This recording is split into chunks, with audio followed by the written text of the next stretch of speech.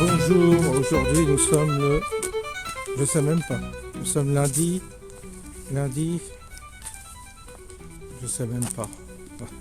21. Eh oui, déjà, bon temps. Là, je suis parti un peu plus tôt parce que faut s'adapter. Il faut s'adapter à la saison. Et puis mon téléphone réagit mal à la faible luminosité. Donc j'ai peut-être trouvé un portable d'occasion qui sera plus performant pour la vidéo. Alors j'ai envoyé un message par le Bon Coin et j'espère que cet appareil permettra de faire des vidéos la nuit ou le soir tard, parce que je sors toujours un peu tard. Eh oui, je sais. Bah oui, je sais.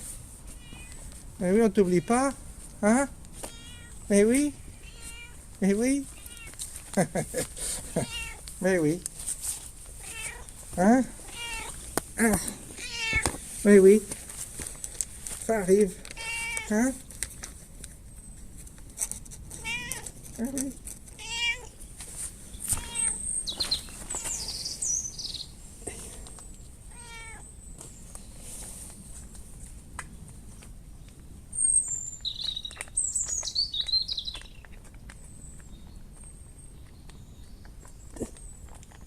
Il y en a qui ont des chats, et quand ils entendent miauler Cannelle, ils réagissent aussi.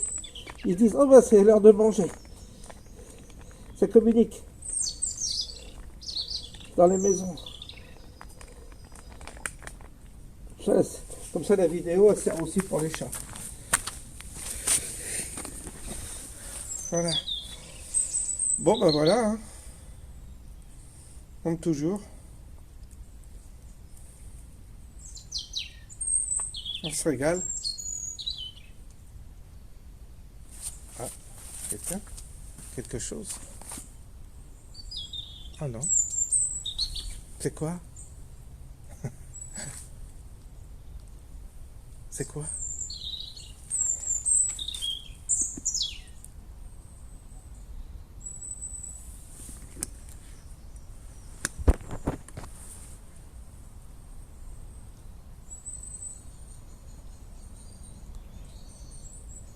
Non. On sait qu'il y aurait un animal, mais non. Bon bah allez, on est reparti pour une promenade, une séance de marche. Alors il fait doux aujourd'hui, hein. Oh, vraiment doux. Bon, j'ai mis la belle casquette de Trump aujourd'hui, comme ça, au moins, on affiche la couleur. Ouais, vous avez vu? Voilà, bah écoutez, hein, dans 15 jours on sera fixé. On va voir comment tout ça évolue, comment la situation... difficile de faire des pronostics. Difficile de faire des pronostics, difficile de faire des prévisions. Tant il y a...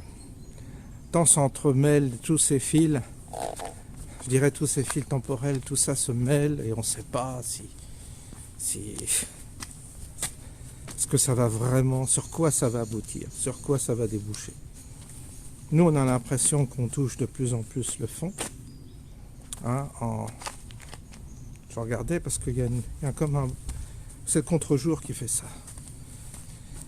Oui, bah oui. On est On n'est pas au bout de nos peines en France, ça c'est sûr. On n'est pas au bout de nos peines. On traverse une séquence de folie. Une séquence où il y a de quoi perdre pied. Tant. Tout est ubuesque.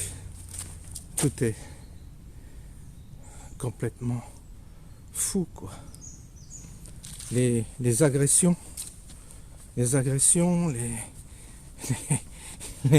la tension qui monte partout, sur les plateaux de télévision, dans la rue, dans Paris. Ils ont créé une ville où c'est l'horreur. Anne Hidalgo, tous ces gauchistes, c'est incroyable. Mais là où ils opèrent, là où ils passent, c'est l'enfer. Ils ont un don pour créer l'enfer. Ils ont un don pour créer des clivages, pour créer des tensions. Ils ne savent pas.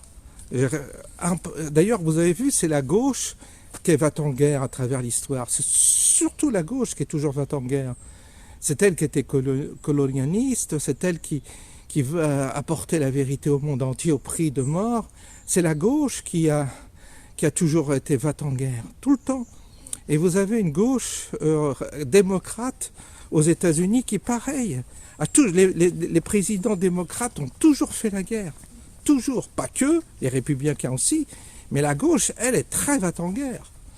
Et c'est vraiment, je dirais que c'est vraiment, la gauche est vraiment un état d'esprit belliqueux, sectaire, et en même temps, il y a une cruauté dans ce sectarisme. C'est des gens qui sont pervertis. C'est une forme de maladie mentale, la gauche. Et le gauchiste est vraiment un malade mental.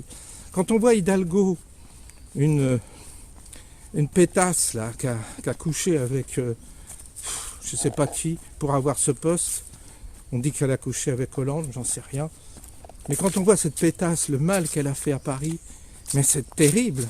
Et des gens donnent des voix, c'est ça qui est incroyable, l'aveuglement. Alors les cyclistes, les deux roues, les piétons, les voitures, ça y est, ils ont créé une haine entre piétons, cyclistes, trottinettes et voitures. Ça y est, ils ont créé un climat de haine, ce qui fait que même entre cyclistes, ils se foutent sur la gueule. J'ai vu des séquences sur X où ils se tapent, même entre eux les cyclistes. Ils sont nerveux, ils sont agressifs. Pourquoi ? Parce qu'ils ont l'impression d'être détenteurs de la morale, du bien. Ce sont des fanatiques. Et rien n'est pire que quelqu'un qui pense être détenteur du bien, détenteur de la vérité. Et le cycliste, c'est l'écolo, vous comprenez ? C'est celui qui a choisi de lutter pour le climat. Alors, fort de cette armure qu'il a de guerrier blanc, de chevalier blanc contre l'ennemi pollueur automobiliste, il devient arrogant. Et c'est pas d'aujourd'hui. Moi, il y a combien ? Il y a 15-20 ans, quand je roulais dans Paris, j'ai vu cet état d'esprit des cyclistes. D'ailleurs, je ne pouvais pas les voir tellement ils me dégoûtaient dans leur comportement. Ils ne respectent rien, ils sont arrogants, ils frôlent vos voitures. Des fois, on était dans des files, on attendait calmement. Ils passaient, ils rayaient les voitures, certains. Et en plus, ils se permettaient tout. Je comprends qu'il y en a qui pètent des plombs des fois, parce qu'il y a de quoi. Il y a quand même un état d'esprit du cycliste à Paris, mais qui est épouvantable. Pourquoi ? Parce que ce sont la plupart des gauchistes qui revendiquent leur mode de vie bobo, et ils veulent que les autres les livrent pareil, en vélo. Ils ont eu des Uber qui viennent leur livrer leur repas à vélo. Ils aiment avoir des esclaves à vélo. Eux, ils vont à vélo tranquillement. Comme ils sont tous cadres, ils arrivent à 9h, 10h le matin et ils sont tranquilles.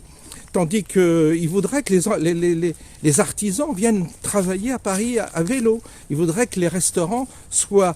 ils aiment avoir des restaurants, ils aiment avoir des plaisirs. Mais il faudrait que tous les petits salariés, les moins que rien, les sans-dents, ils aimeraient, les bobos, que tous ces gens-là restent en périphérie, surtout vivent en périphérie. Et quand on pénètre dans la sacro-sainte ville lumière, eh bien, tout le monde au vélo. Les artisans, les commerçants, tout le monde vient en vélo. Et puis avec des charrettes, je ne sais pas. C'est leur rêve. Ils ne supportent plus la voiture. Ils ne comprennent pas le rôle de la voiture, du véhicule. C'est le prolo qui prend la voiture. Ils ont une détestation du prolo, ces gens, mais vous ne pouvez pas vous imaginer. Vous ne pouvez pas vous imaginer. Alors, vraiment, cette race de cons, franchement, je ne les plains pas parce que, comment dire, un jour, j'espère qu'ils auront ce qu'ils méritent. J'espère que, moi, je compte sur la banlieue, c'est-à-dire les bonnes racailles, là, qui n'ont rien à branler, qui n'ont aucun scrupule. J'espère qu'un jour, ils vont leur faire la peau. Que toutes ces racailles qui n'attendent que ça vont leur tomber sur le dos et vont éradiquer ces imbéciles qui nous pourrissent la vie, qui pourrissent la vie à tout le monde. Paris est devenu insupportable. On ne peut plus... Vous savez que sur le plan médical, il y a des gens parce qu'il y a encore des grands hôpitaux, il y a encore des établissements, des professeurs de grande renommée qui travaillent à Paris.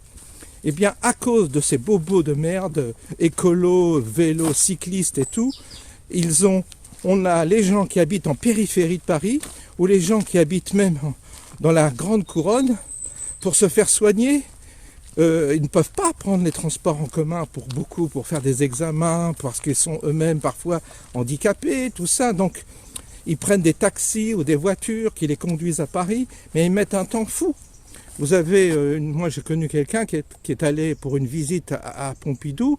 Le taxi, il a mis 2h30. Le soir, je crois qu'ils ont passé 4 heures pour rentrer chez eux. Vous vous rendez compte? C'est-à-dire que le taxi est mobilisé pour toute la journée, ce qui coûte un fric de fou à la sécurité sociale, pour un examen qui dure 20 minutes. À l'hôpital Georges Pompidou, c'est un exemple.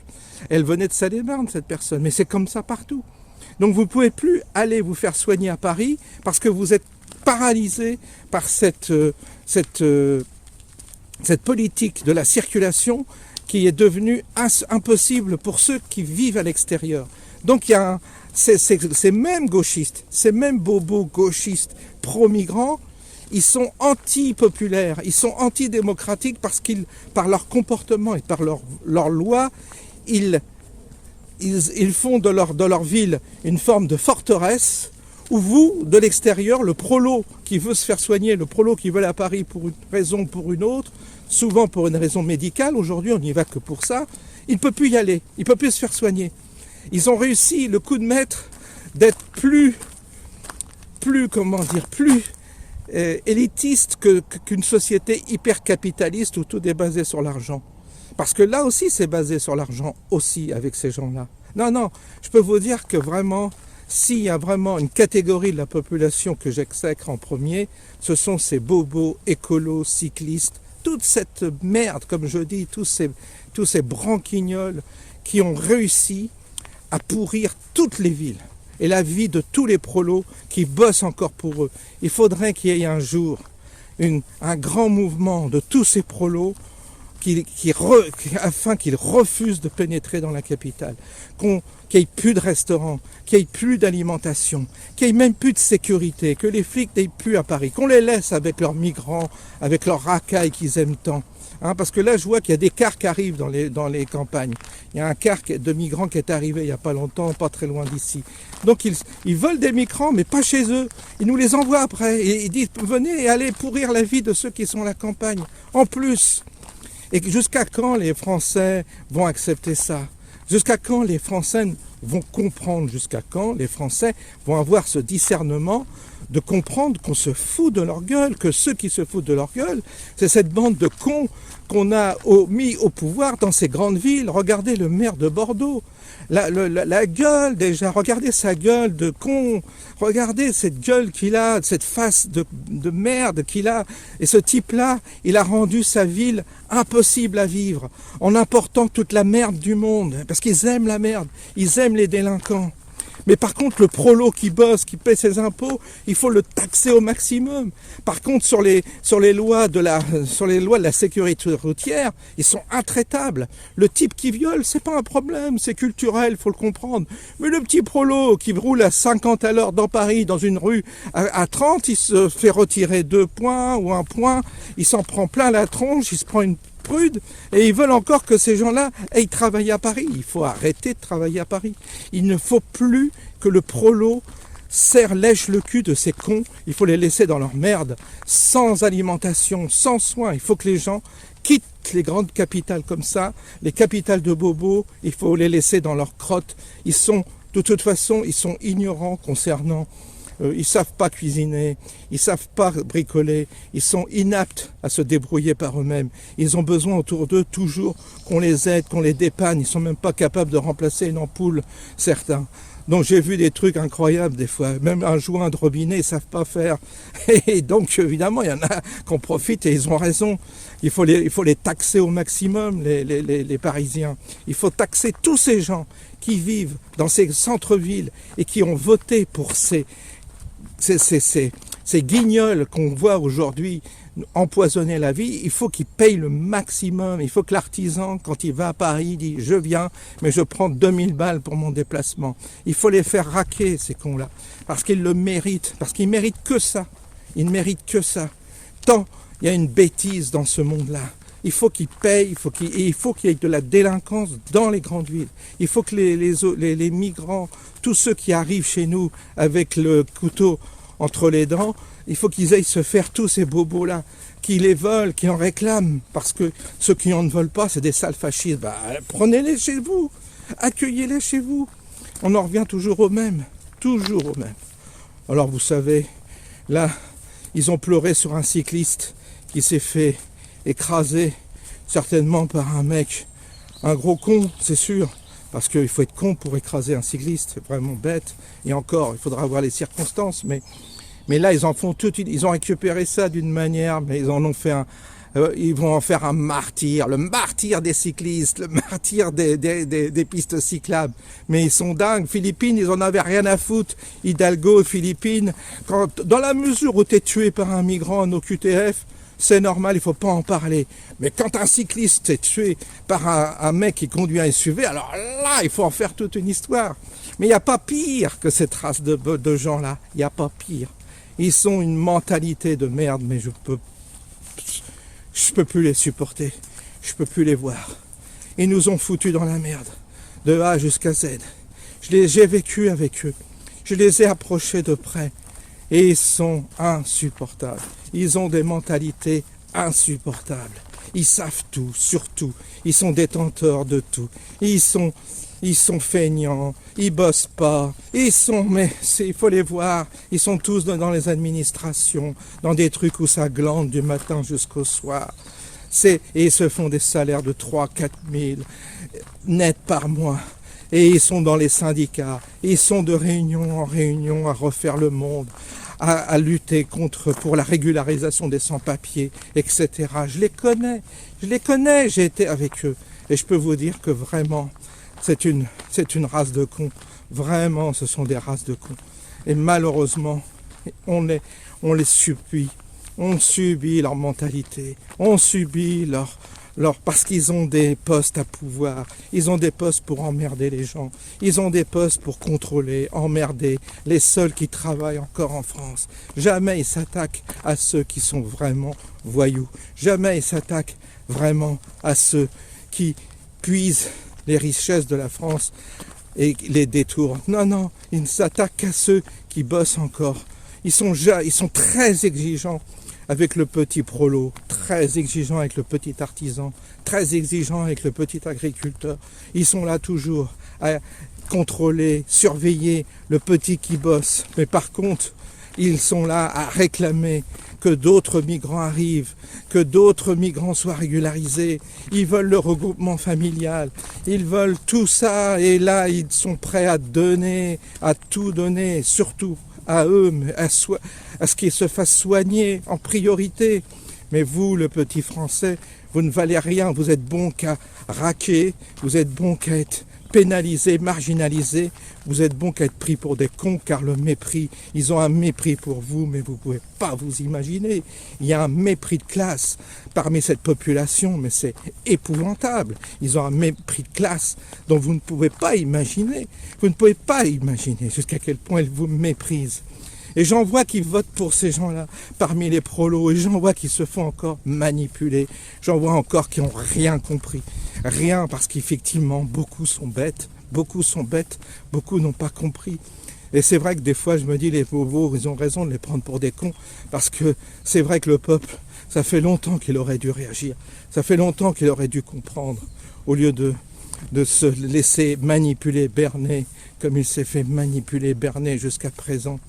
Quand je vois certains, ici même, dans les campagnes, qui disaient « Oh mais moi j'ai vu des petits employés, des petits maires, des rien du tout » qui disaient « Oh mais moi je voterai pour faire bien, oh mais moi je voterai jamais Rassemblement National. » Tu votes quoi? Tu voteras pour qui? Tu votes pour ceux qui te crachent à la gueule et là tu dis rien, tu te couches. Ben, ces gens-là, ils ont été mis de côté, oui. Ils ont été virés, c'est pour certains de leur commune. Ils ont été virés, d'autres. Ils ont connu la galère parce qu'ils ont voté pour ceux-là même qui les enfonçaient la tête sous l'eau. Ils n'ont pas compris pour qui il fallait voter. Ils n'ont pas compris. Parce qu'ils voulaient, eux, du haut de leur petit statut de classe moyenne, ils voulaient faire semblant d'être comme les bobos parisiens, être aussi intelligents.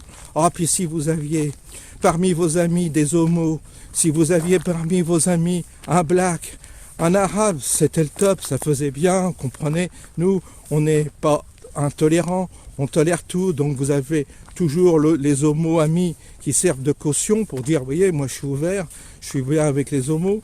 J'ai toujours l'arabe pour dire je suis pas raciste. Il y a un black pour dire ah bah j'aime l'Afrique.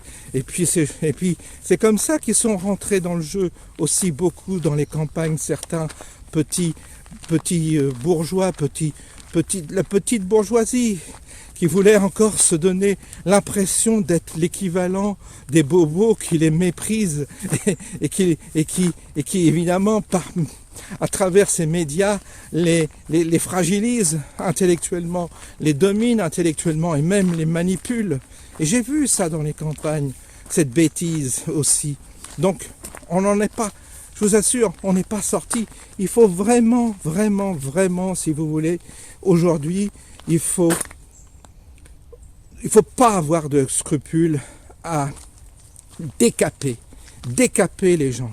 Il faut les décaper, il faut les prendre, il faut leur dire en face ce qu'il en est. Il faut arriver à dire aux gens, à la population, voilà, les causes que les effets que tu subis aujourd'hui sont les causes. Il faut que tu vois, tu réfléchisses aux causes et tu achéris les causes qui produisent les effets dont tu te plains aujourd'hui. C'est ça qu'il faut leur dire. Vous avez entretenu ce système, vous l'avez voulu. Eh bien aujourd'hui, voilà ce qui vous arrive.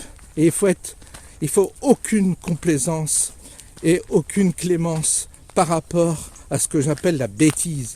La bêtise, c'est ceux qui n'ont pas compris. C'est l'arrogance, c'est cet état d'esprit qui ne veut pas comprendre qu'on l'a manipulé. Et ça, en campagne, il y en a encore beaucoup de gens qui n'ont pas compris qu'on les prenait pour des cons. Il y en a encore beaucoup. Eh bien, il faut qu'ils dégustent, ces gens-là. Il faut que tous ceux qui n'ont pas compris, il faut qu'ils mangent encore. Ils ont besoin de manger. Et tant qu'ils n'auront pas compris, il faut qu'ils mangent. Et ils vont manger. Parce que là, c'est pas fini. C'est pas fini, ça va continuer. Et jusqu'au jour où vraiment une population aura compris, prendra les choses en main et décidera de changer la donne. Dira, bon, c'est terminé aujourd'hui, la récréation c'est terminé, on siffle à la fin de la partie et aujourd'hui on éjecte tous les bobos, tous les gauchistes, toute cette merde, on les éjecte. On les éjecte, on n'en veut plus. On veut des gens sérieux, on veut des gens capables, on veut des gens non idéologues, et on avance, on reconstruit quelque chose. Est-ce que ça sera possible? Ou si c'est pas possible, eh bien, le peuple disparaîtra par sa propre faute à lui. Il va disparaître parce qu'il se fait harakiri, il s'autodétruit.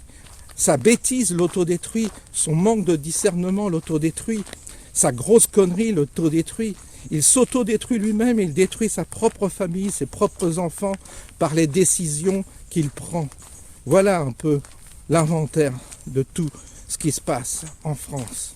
Alors soit le peuple réagit, soit le peuple se laisse tuer à petit feu et ça en sera fini de la France et de ses habitants. On aura une espèce de grand territoire sous-développé avec le chaos. Et puis voilà. Voilà ce qui nous attend.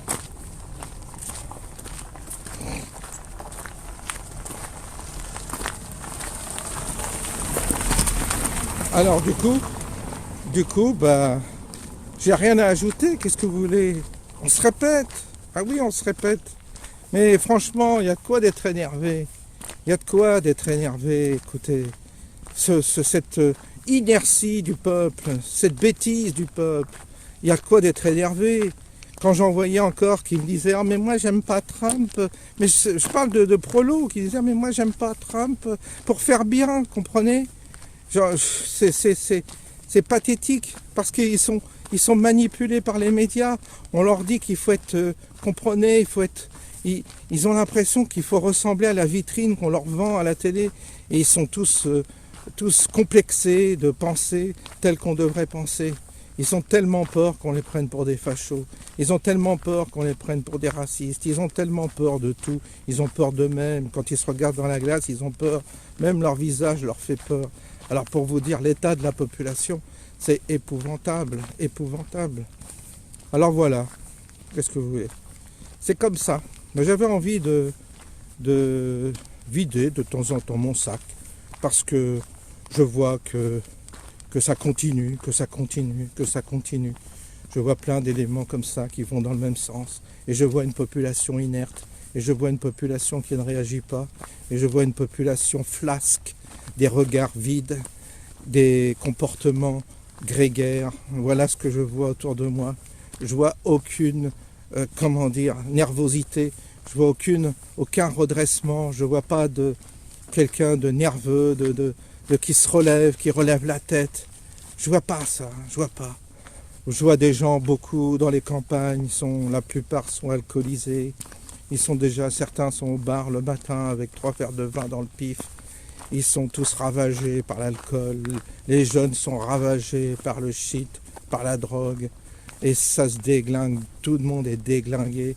Il n'y a rien qui relève le niveau, rien, c'est la misère totale. Alors vous avez une campagne, vous avez une population entre les consanguins et les déglingués, soit les alcooliques ou les drogués, vous n'avez plus rien qui se tient. Et dans la ville, vous avez les bobos qui font chier le monde avec leurs idées de merde et il n'y a plus personne qui relève le niveau. Voilà où on en est aujourd'hui dans notre société. C'est un désert d'intelligence, un désert de gentillesse, un désert de gens qui sont corrects, qui se comportent correctement, qui ont encore un peu de bon sens. Il y en a quelques-uns, par-ci, par-là, vous en avez quelques-uns qui ont encore un peu de raisonnement. Mais sinon, la masse, elle est foutue. Et vous me direz, c'est les médias. Moi aussi j'ai vu les médias, ça m'a pas forcément rendu compte. Donc je pense que c'est pas forcément les médias, la nourriture. Oui, mais il n'y a pas que. Je pense que c'est la paresse. Je pense qu'en réalité, il n'y a rien à faire. Le troupeau, il est bon pour aller à l'abattoir. On l'a bien perforé, on l'a bien empoisonné. Je pense que le troupeau, il est fait pour être moissonné, c'est tout. Et puis vous en aurez, voilà, une toute petite quantité qui aura échappé à cet embrigadement collectif et qui résonne dans son coin, seul, en disant voilà, je suis tout seul à penser comme ça, il n'y a personne autour de moi qui pense comme ça. Voilà, et puis vous serez seul dans votre coin. Qu'est-ce que vous voulez? C'est comme ça que ça doit fonctionner, visiblement. C'est-à-dire un grand troupeau qui marche vers son destin, en train de crever, qui va crever. Ces gens vont tous à l'abattoir. On l'a vu avec le pic-pic. Ils étaient contents, tous. Et puis demain, ils iront tous à la guerre, s'il faut. Hein, il paraît qu'il y a un sondage qui révèle qu'un jeune sur 2 veut s'engager pour son pays dans l'armée. Enfin, je pense que le sondage est un sondage de propagande, mais ils sont capables de manipuler les cerveaux, les jeunes cerveaux, Déjà, il paraît que dans les écoles, tout ça, et les films, ça va, ils vont... S'ils décident de mettre en place un outil de propagande pour entraîner les jeunes à s'engager dans l'armée, pour se sacrifier en Ukraine ou ailleurs, ils le feront. Si l'État profond a décidé de sacrifier, comme on l'a fait en 14, la moitié de sa population masculine, ben ils le feront. Ils ne sont pas à ça près. Il faut, de toute façon, il va bien falloir tuer les gens, puisqu'on est trop. On va être trop nombreux à être inutiles. Hein, avec l'intelligence artificielle, les robots, les voitures autonomes et tout ça, tous les garagistes, tous les mécaniciens, tous ceux qui fabriquent des moteurs et toutes les pièces et tous les distributeurs et tout ça va disparaître. Les chauffeurs vont disparaître, les chauffeurs de camions, il y aura des camions autonomes, tout sera automatisé, il y aura des robots qui déchargeront les voitures, les camions, il y aura plus de taxis, ce sera des voitures autonomes. C'est déjà le cas avec la voiture d'Elon Musk là, qui est en exploitation au Texas et en Californie. Il y a des voitures, ils n'ont même plus de volant, plus de pédales, ça vous leur donnez la destination, ils vous emmènent. Il n'y aura plus tout ça. Alors, puis je ne vous dis pas les milliers et les milliers d'emplois qui vont disparaître avec les robots humanoïdes qui vont remplacer plein de personnes. Pour les champs, on prendra des robots pour cultiver, pour faire la circulation, pour j'en sais rien, pour opérer peut-être aussi, pour soigner, pour tout faire, quoi. L'homme sert plus à rien. L'homme ne sert plus à rien. Avec l'intelligence artificielle et la robotique, l'humain ne sert plus à rien. Donc on y va. Donc il faudra bien inventer des procédés pour éliminer les 7 milliards d'habitants sur Terre. On en regarde 500 millions comme ils avaient prévu. Puis le reste, entre les maladies, entre les guerres conventionnelles, les guerres bactériologiques, et puis les vaccins qu'on vous impose avec un petit poison dedans, voilà, on élimine la moitié de la planète rapidement et le travail sera fait. C'est déjà ça qu'ils ont prévu, vous savez, il n'y a pas de mystère. La planète va pas être comme ça éternellement. Les 7 milliards ou les 10 milliards d'habitants, c'est fini ça. On va réduire la population et puis ensuite, d'ailleurs, de toute façon, entre les maladies, la stérilité, les guerres, eh bien, une grande partie va mourir, et puis ils ne seront pas remplacés. Ils seront remplacés, oui, par des robots, par des machines. C'est la machine qui va remplacer l'homme. Parce que la machine est bien plus puissante, bien plus efficace que l'homme, dès aujourd'hui. Et vous allez voir, dans 5 ans, il y aura une révolution énorme dans le domaine de l'industrie, du service et tout ça. Vous n'avez pas idée de la puissance de l'évolution qui est en train de se faire au niveau informatique. J'ai un ami, il m'a dit dans 30 ans, il y a déjà, pas dans 30 ans, dans 5 ans, des milliers d'emplois vont être supprimés sur la Terre. Avec cette intelligence artificielle qui coûtera rien. C'est une révolution terrible. Alors vous savez, les gens qui veulent faire venir des migrants, tout ça, ils sont fous parce qu'ils n'anticipent rien, parce que cette population, elle va être elle va s'en transformer en êtres totalement assistés, ce sera des zombies, comme ils n'ont rien dans le cerveau, en plus ils serviront à rien, et ils vivront de crapulerie, ils essaieront de voler, mais quand il n'y aura plus à voler, ça sera un Mad Max global, et puis comme dans le film Elysium, vous aurez une petite élite de la population qui aura l'argent et le pouvoir, qui iront vivre sur une planète soit artificielle, soit un monde particulièrement protégé, ou des endroits très très protégés, où il y aura le grand confort, il y aura tout ce qu'il faut, et puis la masse qui restera vivra comme ça à la dérive dans des zones totalement chaotiques, ténébreuses et où ça sera l'anarchie totale, les mafias, les gangs, tout ça. Et c'est déjà, on y vient, regardez Marseille, regardez Grenoble, regardez, ça devient des zones de non-droit où c'est déjà Mad Max quasiment, c'est déjà la terreur pour les petites gens, tout ça. On y est déjà, on y est. Tout ça, c'est de la science-fiction qui va être auto-réalisatrice. Voilà le monde dans lequel on va si la population ne comprend pas, ne réagit pas, ne se dote pas de gens capables justement d'un pouvoir qui leur permettrait de gérer tout cela autrement et de ne pas se laisser embarquer dans cette folie dans laquelle l'humanité est actuellement en train de s'embarquer. Une folie mais inouïe, une folie inouïe. Voilà, bah oui, il fait nuit. Avec mon prochain téléphone, peut-être on aura une meilleure qualité, voyez. Bon, bah, je vous souhaite une bonne nuit et je vous dis à bientôt.